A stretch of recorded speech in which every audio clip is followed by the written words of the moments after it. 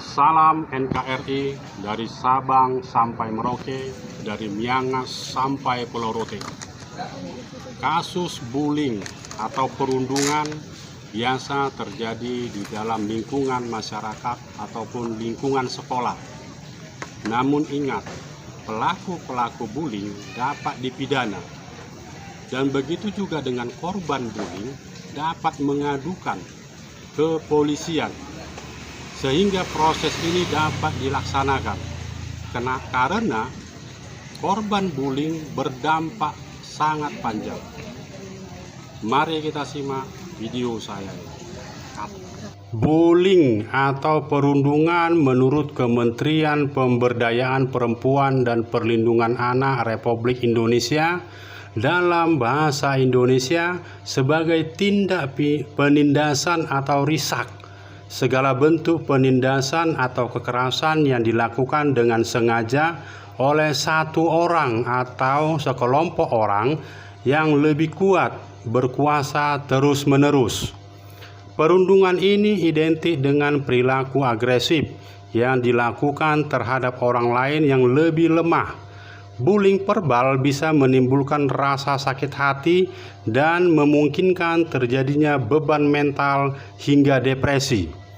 Bullying secara verbal ini merupakan proses awal menuju proses intimidasi ke tingkat selanjutnya.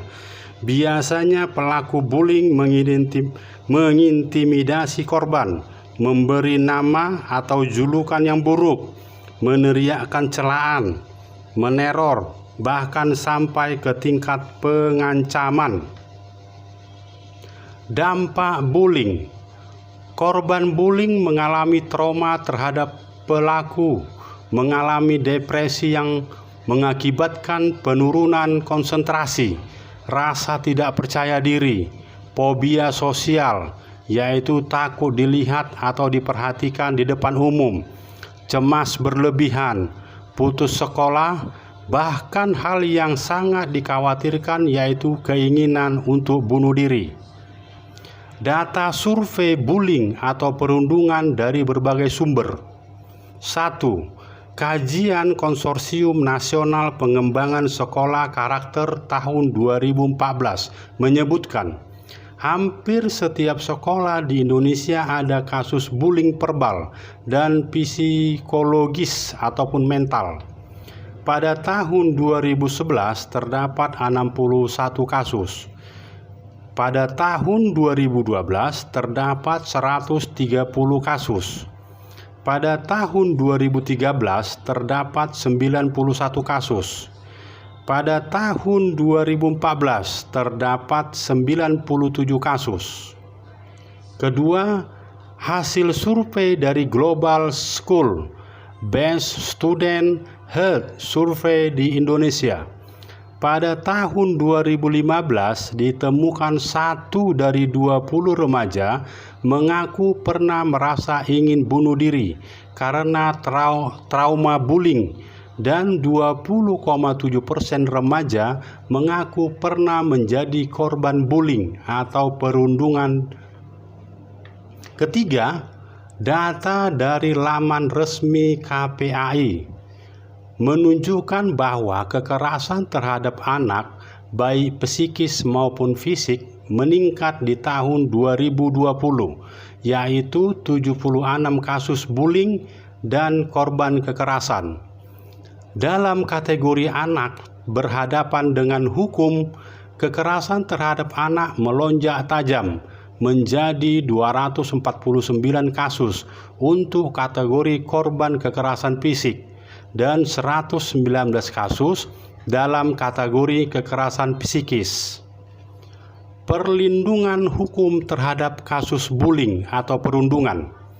Di Indonesia sudah ada upaya perlindungan terhadap anak yang tertuang dalam Undang-Undang Nomor 35 Tahun 2014 tentang perubahan terhadap Undang-Undang Nomor 23 Tahun 2002, yaitu Undang-Undang Perlindungan Anak.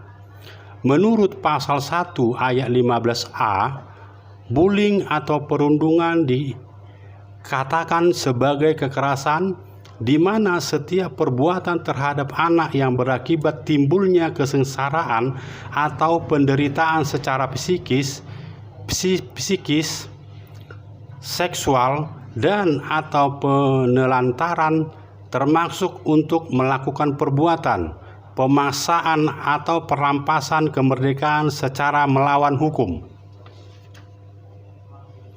Jadi dapat kita simpulkan, bullying atau perundungan baik secara fisik ataupun verbal ataupun sosial termasuk ke dalam kategori kekerasan dalam Undang-Undang Perlindungan Anak.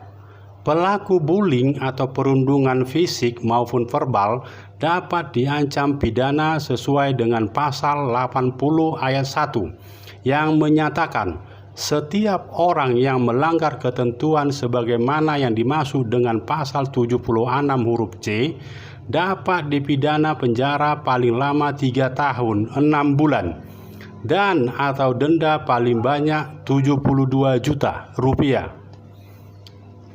Pasal 76 huruf C Undang-Undang Nomor 35 Tahun 2014 tentang Perlindungan Anak yang berbunyi, dilarang menempatkan, membiarkan, melakukan, menyuruh melakukan, atau turut serta melakukan kekerasan terhadap anak.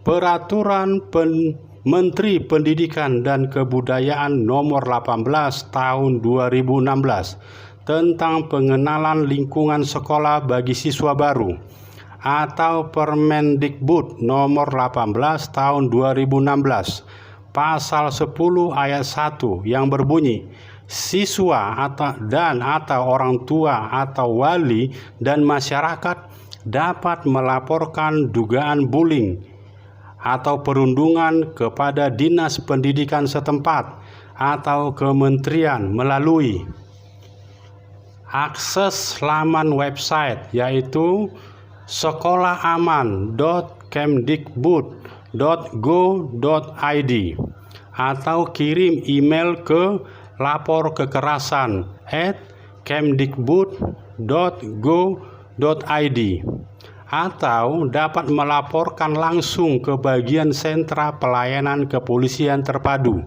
atau SPKT terdekat baik ke Polres maupun ke Polda.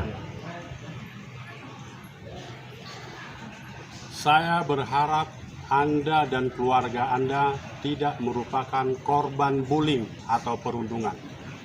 Apabila video ini bermanfaat bagi Anda, jangan lupa like, share, komen, dan subscribe. Merdeka! NKRI harga mati.